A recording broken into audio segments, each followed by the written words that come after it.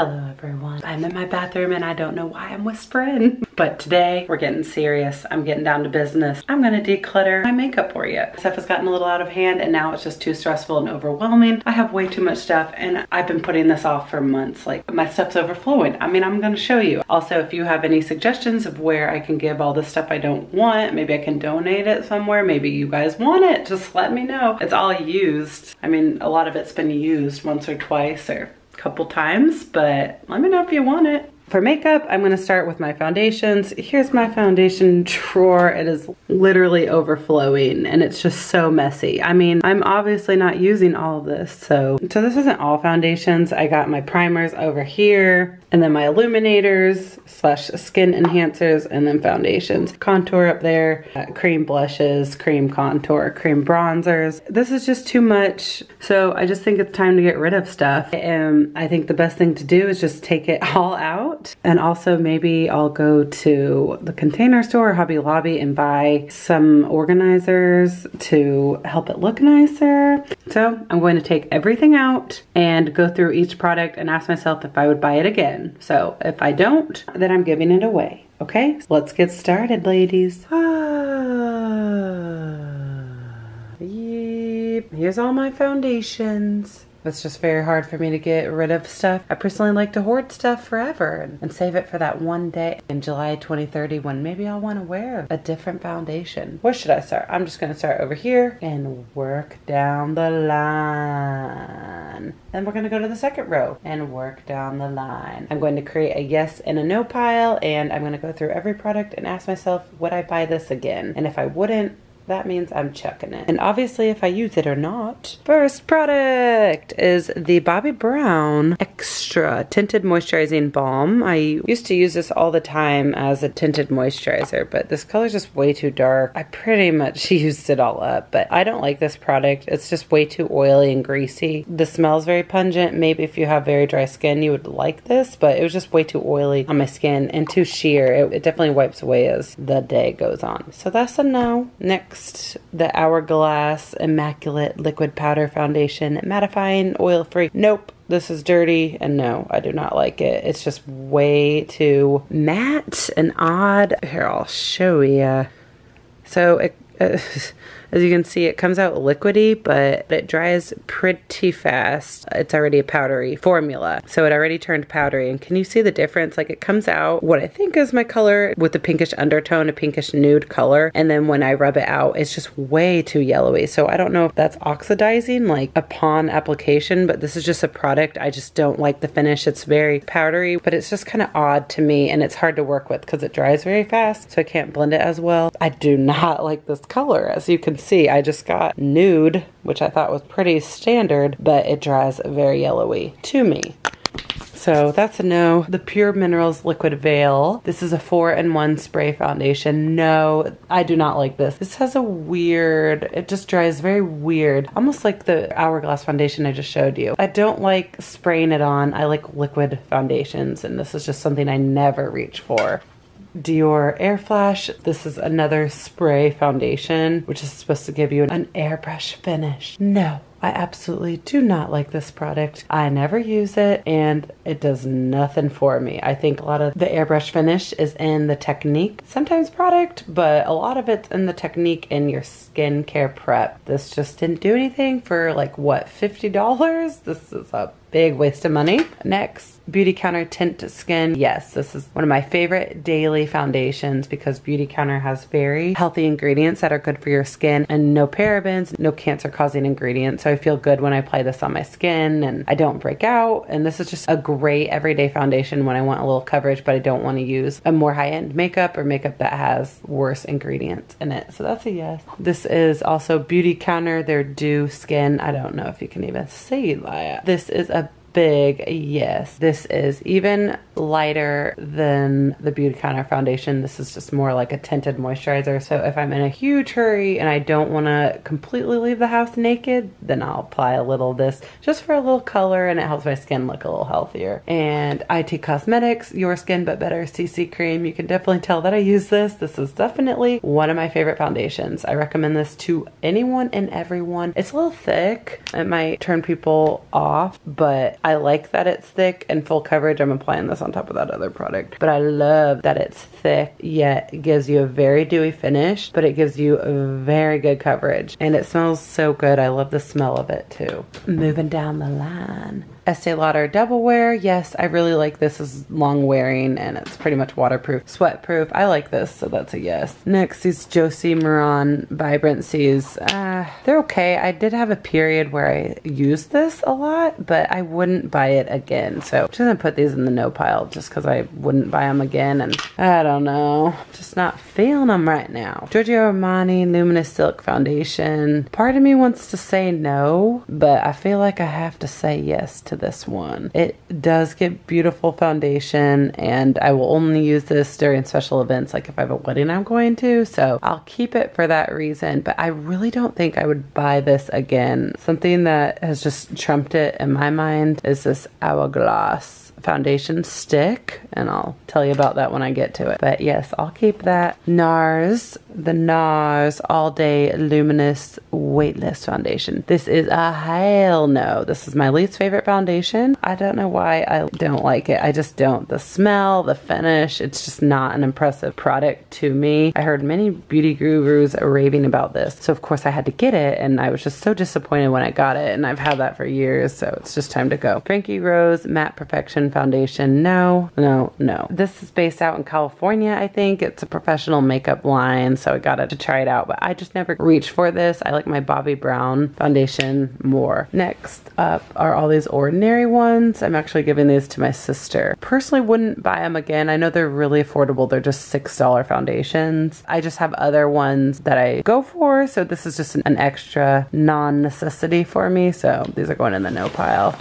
Roll them on down, roll them on down. Next is the Giorgio Armani Maestro Liquid Summer. This is okay. I wish I had an okay pile, but it's just so expensive. Do you see how liquidy that is? You have to really shake it. But this is a great cream bronzer color. I would never recommend this to someone to buy, but I do like it for fancier events. I just really like the color. There's a little sunscreen in it too. Oh, it says it expired. Oh my goodness, it's expired. Does anyone ever really throw away their products when it expires? Let me know. I want to keep this. My head tells me yes, but my heart tells me no. Or what is it? My heart tells me yes, but my head tells me no. I don't know. I think I'm going to keep it though. Okay. Kogan Do Aqua Foundation. Yes, this is a beautiful little puppy. This has lots of skincare benefits in it, and this just makes your skin look like the most angelic, flawless, beautiful skin in the world. I definitely love this. It's very high end for me. I use this only on special occasions. The Bobbi Brown Longwear Even Foundation. Yep.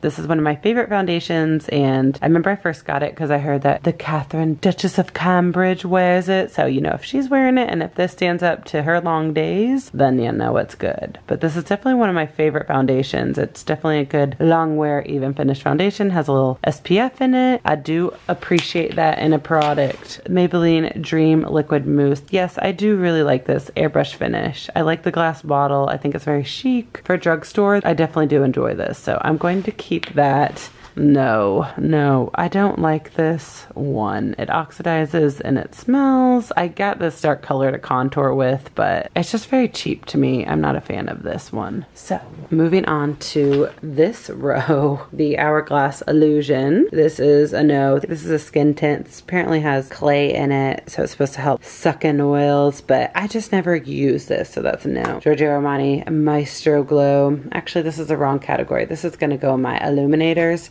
when I do that video. The L'Oreal Infallible Pro Matte. Yes, this used to be my all-time favorite foundation. I haven't used it in a while, but it is a good one. It keeps you matte, and I even like mixing this with higher end foundations, especially this foundation stick. I love this Hourglass foundation stick, but this tends to be a little oily, a little dewy and oily, so in areas when I need a little more mattifying foundation, I'll go in with this, like around my nose and my forehead, because this is matte and this won't make my skin even more oily, whereas when I put this around my nose and my forehead and the center part of my cheeks, it just makes my skin a little too oily. So I have to be careful with this one, but I love mixing these two together.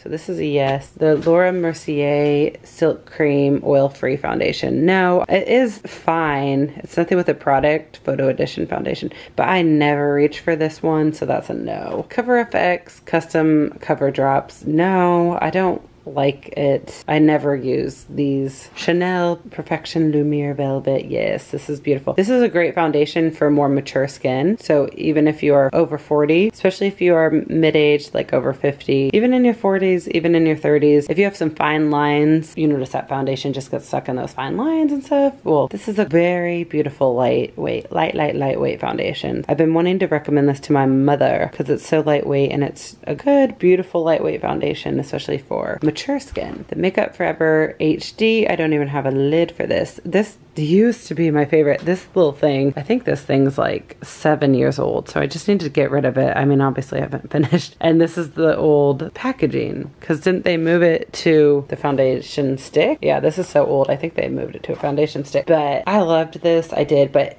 right now it's just a bit too cakey and thick for me. It's actually a pretty cakey product, so that's a no. The Lancome 24-hour makeup. This is pretty new for me, so yes, I'm gonna keep it and I'm just trying it out. The Dior Forever Perfect Makeup Everlasting Wear Pore Refining Effect with Sunscreen. Yes, this is actually a beautiful foundation. Out of this or the Giorgio Armani Luminous Silk, I would definitely recommend this for high end if anyone's looking for a great high-end foundation, because this just helps your pores look so small. It blurs them out, and this just lasts a long time, and it just helps your skin look beautiful. I've definitely been impressed with this foundation. The Sonia Kashuk Soft Focus. Yes, I actually really like this foundation. Some people say they have a problem with it oxidizing. I haven't really noticed. I always get compliments when I wear this foundation, so to me that means I just need to keep wearing it. It's definitely a yes. The Maybelline Fit Me Matte and Poreless. I do really like this, but if it comes between this or the L'Oreal Infallible, then I'm gonna pick this over this. I think this is definitely more matte and more poreless than the Maybelline. So this just wins out of that. And then the Maybelline Dream Matte Mousse. I'm gonna say no to that. I just never use it. It's just kind of a weird product for me. So lastly are my foundation sticks. Got 6 left, so thank you guys for being patient with me. First up is the Hourglass Vanish Foundation Stick, and I've already touched this topic. I've already talked about this a bit. This is a big yes for me. It is so creamy. It's so silky and creamy, and it blends out. Do you see how easily that blends out? So first I'll just wipe it onto my face, and then I'll blend it out with a brush, and then I'll even go in with a beauty blender and apply this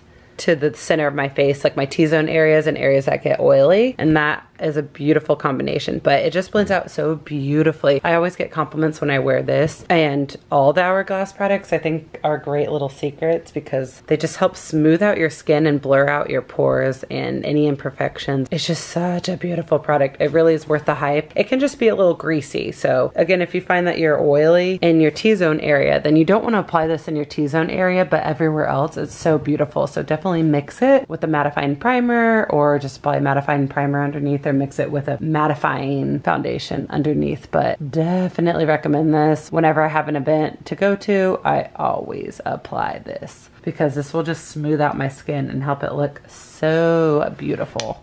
Next is the Tom Ford foundation stick. It's a big chubby stick. This is a no. It's just a little oily to me and a little more sticky. For how expensive this product is, this was like $70, maybe even more. They're traceless foundation stick, but this is not by any means worth the money. Way too expensive, and especially compared to the Hourglass foundation, the Hourglass hands down wins. Next, the Makeup Forever HD stick. This would have to be a no also. I'm just comparing them to the Hourglass foundation stick, so the Hourglass is just so good. This is a little oily, and I just haven't been impressed with it. Next are the Bobbi Brown foundation sticks. I have one in the color 3 Beige, and then I have the number 6 Almond. Sorry, this is the 3 Beige, and this is the number 6. Oh, wait. Like, why does one not look dark? This is actually the Anastasia Beverly Hills Beige foundation stick. There we go. They look almost identical. Error on my part, but this the Anastasia Beverly Hills foundation stick.